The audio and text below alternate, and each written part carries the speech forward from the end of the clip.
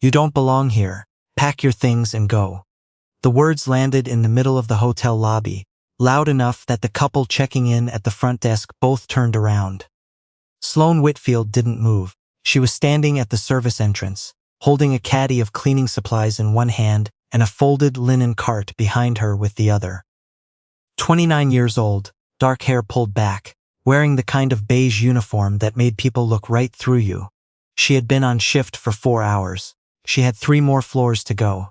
The woman who had spoken was named Deidre Calloway, General Manager, Harwick Grand Hotel, Vancouver. 46, silk blouse, the kind of posture that came from years of making other people feel small. She was standing 6 feet away with her arms crossed, not because she was cold, but because she liked what it did to her silhouette when she delivered bad news. "I don't know who let you in through the main entrance," Deidre said, "but housekeeping uses the back. You know that. Or you should." "I came in through the back," Sloane said. "The freight elevator was in use. I took the stairs to the second floor and cut through. That hallway is for guests. It's also the only way to reach the linen closet from the east stairwell." Deidre looked at her the way people look at a car alarm that won't stop going off. Not angry, exactly, just done with the noise. "I've had 3 complaints this week about housekeeping staff in guest spaces without authorization. I'm not going to have a 4th. So she turned slightly, addressing the lobby as much as she was addressing Sloane. "You're done here. Effective today." The couple at the front desk were still watching. So was the young man behind the concierge counter. So were 2 bellmen near the revolving door pretending they weren't. Sloane set the cleaning caddy down on the floor. Slowly, carefully, like she had all the time in the world. She straightened up and looked at Deidre for a moment. "Are you certain about that?" Deidre's expression flickered. "Not enough to mean anything.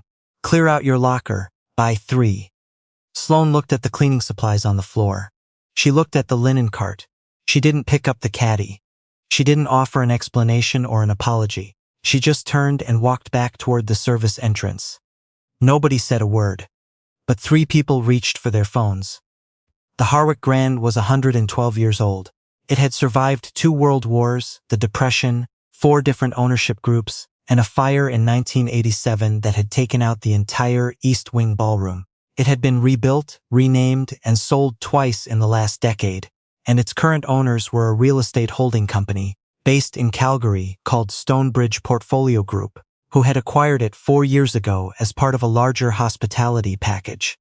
Most of the staff didn't think about any of that. They thought about their shifts and their section assignments and whether the laundry service was going to be late again.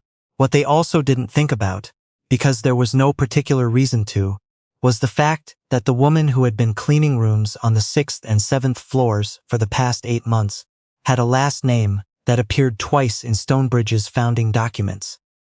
Once as a director, once as a signatory on the original Articles of Incorporation. Sloane Whitfield. Her grandmother had built this company. Her mother had expanded it. And Sloane had spent the last 3 years quietly learning what her inheritance actually looked like from the inside. Not the boardroom version, not the quarterly report version, but the version where you showed up at 6 in the morning and found out which managers screamed at staff, and which ones covered up safety violations, and which ones had been submitting falsified occupancy numbers for the better part of 2 years. She hadn't been hired under a false name. She hadn't lied on her application. She had listed her qualifications honestly. Prior hospitality experience, 2 professional references, flexible availability. Nobody had looked beyond that, because nobody looks beyond that for a housekeeping role.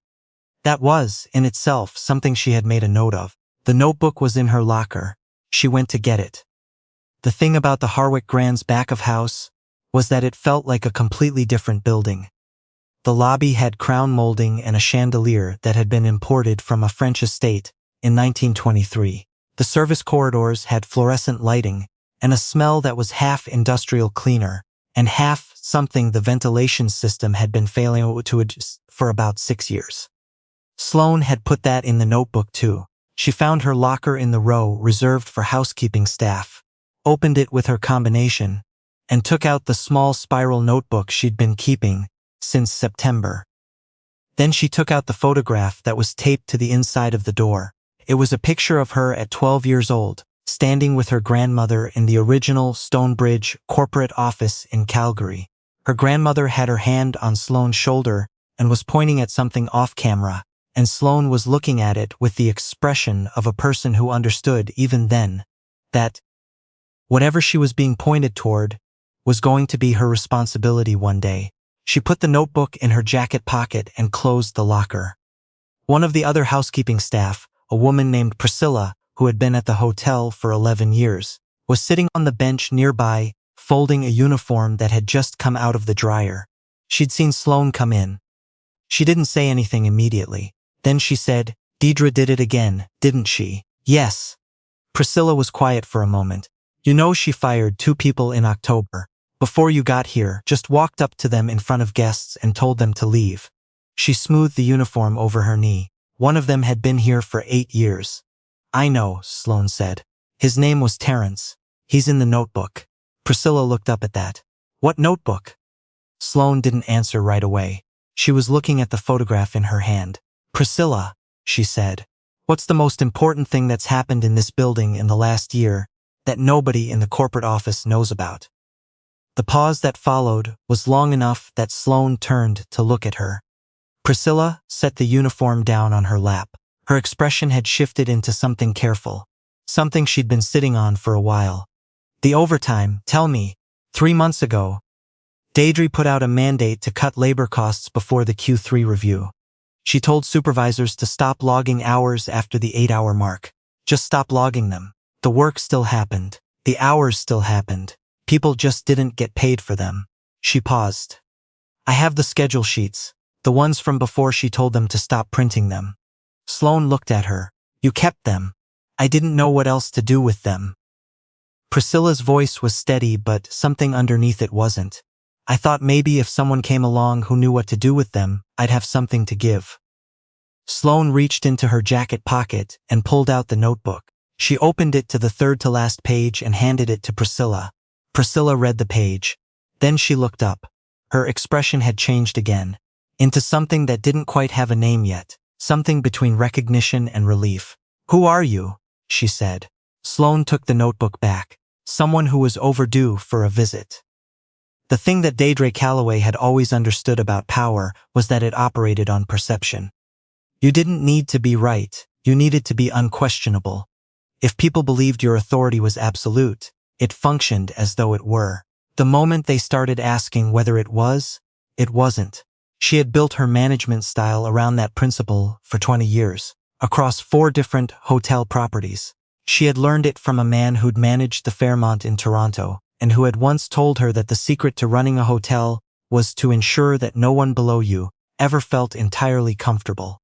Comfort made people slow. Discomfort made people efficient. She was thinking about that conversation on Thursday morning when her assistant knocked on her office door and told her there was a call from the Calgary number. "Which Calgary number?" Her assistant said the name. Deidre went still for 3 seconds. Then she picked up the phone. The voice on the other end was a man named Garrett. No, not Garrett. That name was already used. A man named Conrad Webb, legal counsel for Stonebridge Portfolio Group. "I need to walk you through something," Conrad said. "Are you at your desk?" "Yes, good. You're going to receive an access notification in about 90 seconds. Please don't try to override it." "What kind of access notification?" "The kind that means the ownership group is conducting a formal review of the property." Deidre's hand tightened on the receiver. "I wasn't told about any review." "No," Conrad said, "you weren't." The notification came through on her computer at exactly the time he'd said it would. It was a system-level alert, the kind that only came from the holding company's administrative accounts. It locked her out of payroll, scheduling, and operational records simultaneously. She stared at the screen. "What is this?" "It's the beginning of the process," Conrad said. "Someone with board-level access initiated a full records pull this morning. Payroll discrepancies going back 14 months. Hours logged versus hours submitted for payment. Scheduling records before and after September 12th of last year." A pause. That September 12th date is important because it appears to be when the logging instructions changed. Deidre's mouth had gone dry. "I'd like to have our legal team on the call before we go any further." "Of course. You have every right to do that. but I want to make sure you understand the scope of what we're looking at before that conversation happens. Because the scope is going to determine whether this is an internal HR matter or something that gets referred outward. Conrad's voice was perfectly even. 14 months of wage theft, Deidre, across an average of 9 employees per pay period. We have the original schedules. We have the corrected schedules. We have the email thread where the instructions were given. The room felt smaller than it had 60 seconds ago. I didn't. She stopped. It was a cost reduction measure. The directive came from my understanding of what the quarterly targets required. That understanding wasn't documented anywhere in communication with the ownership group. I was making operational decisions within what I believed was my authority. The employment standards legislation in British Columbia, Conrad said, doesn't leave a lot of room for that interpretation. Deidre set down the phone without hanging up. She looked at her office, at the framed hospitality awards on the wall, at the window that looked out over the harbor. At the door that was, she noticed, slightly ajar. She stood up and walked to the door and opened it. Sloane was standing in the hallway, not in the beige uniform, in a blazer, dark gray, with a Stonebridge ID clipped to the lapel. She looked the same as she had looked every day for 8 months. Same posture, same expression, same quality of absolute stillness. But she didn't look like a housekeeper anymore. She looked like someone who had always known how the building was going to end. "What are you doing here?" Deidre's voice had gone flat. "I work here," Sloane said. "You were let go on Tuesday. That was a misunderstanding on your part." Sloane held up the Stonebridge ID. "My access was never actually within your authority to revoke. It was given by the ownership group directly, which is something HR would have caught if the termination had gone through the proper channels." Deidre looked at the ID, then at Sloane. Then she looked at the hallway behind her. 3 people from the hotel's operational staff were standing at a respectful distance. Priscilla was one of them.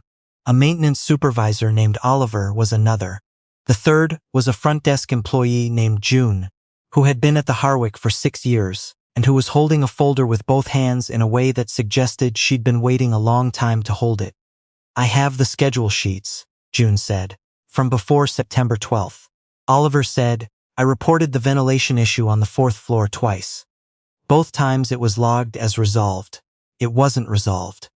Priscilla said nothing. She didn't need to. She'd already said everything in a notebook. Deidre looked at all of them.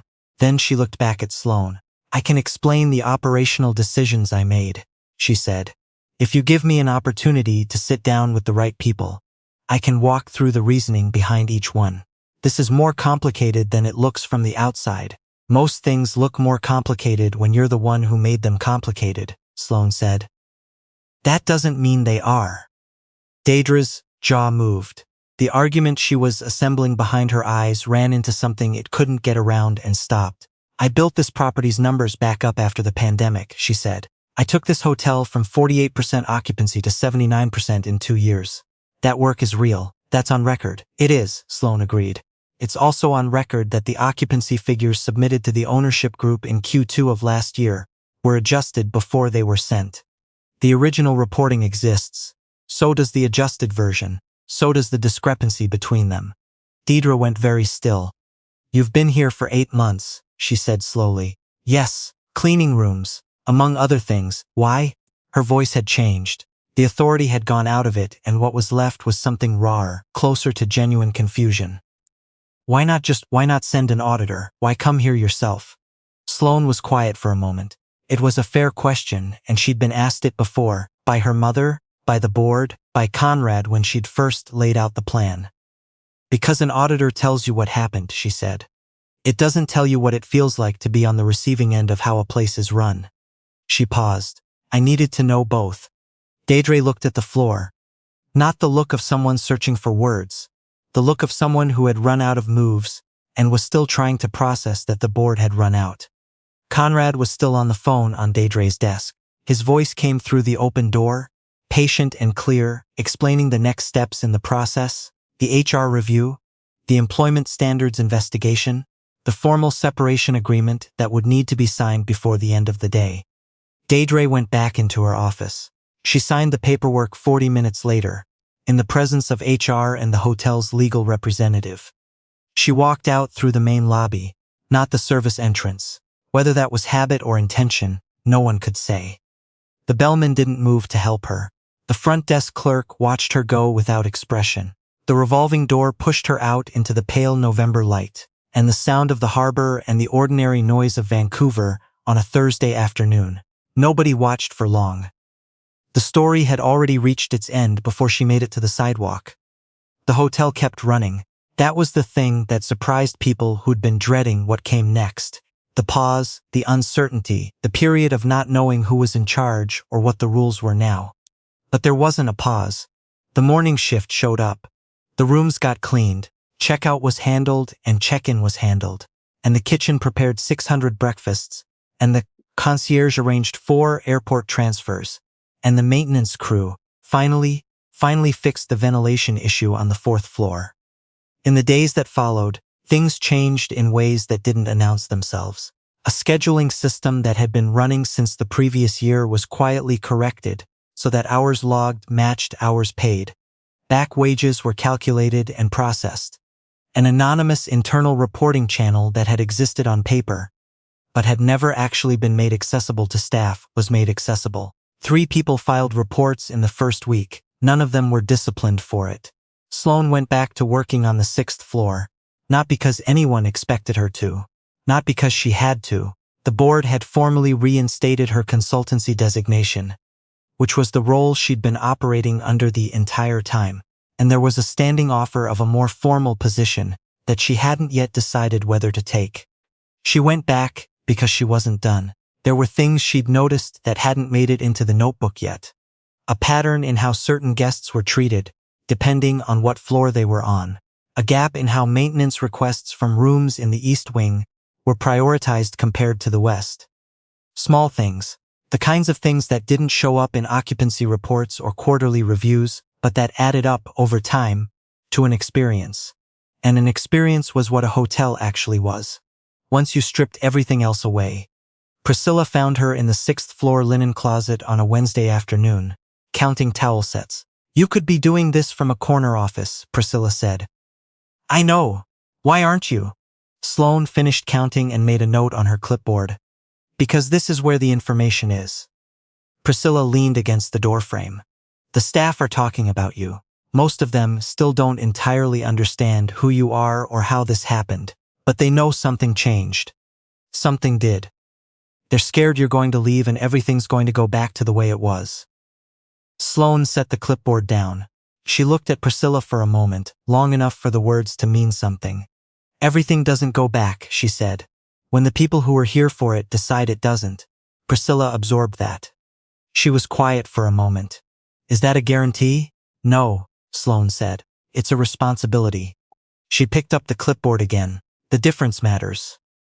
Priscilla nodded slowly, the kind of nod that means a person is turning something over in their mind and deciding where to put it. She left Sloane to the towel count. The photograph from her locker was on Sloane's desk now. A desk in a small office 2 floors below the general manager's suite that had been used for storage until 3 weeks ago. Her grandmother was still pointing at something off camera. Sloane was still 12, still looking at whatever was out of frame, with that expression of someone who understood the weight of things. She had asked her grandmother once, a long time later, what she'd been pointing at in that picture. Her grandmother had laughed. She'd said she couldn't remember exactly. A window maybe, or the door, something ordinary. "Why did you always make it seem like there was so much to know?" Sloane had asked. Her grandmother had looked at her in the way she looked at things she considered self-evident. "Because there is," she said. "About every room you walk into, about every person who works in it, about what's working and what isn't and why." She'd paused. "The people who run things from a distance always think the distance is the advantage. It isn't. The advantage is being close enough to see." Sloane had written that down somewhere, years ago in a different notebook. She thought about it now, sitting at her desk on a Wednesday afternoon, listening to the sound of the hotel operating around her. Carts in the hallway. An elevator arriving on the floor above. Somewhere below, the kitchen beginning the prep work for the dinner service. The rhythmic sound of a place that was still, despite everything, doing what it was built to do. She opened the notebook to a new page. At the top, she wrote the date and the name of the property. Then she started writing. The people who'd never needed to announce what they were had always been the ones closest to what was real, and there was still a long way to go before this building was what it should be. But she was here. She'd been here, and now that she'd made herself visible, she could start doing the work that visibility made possible. She kept writing. Outside the window, the harbor moved the way it always did. Indifferent and continuous, carrying everything forward whether anyone was watching or not.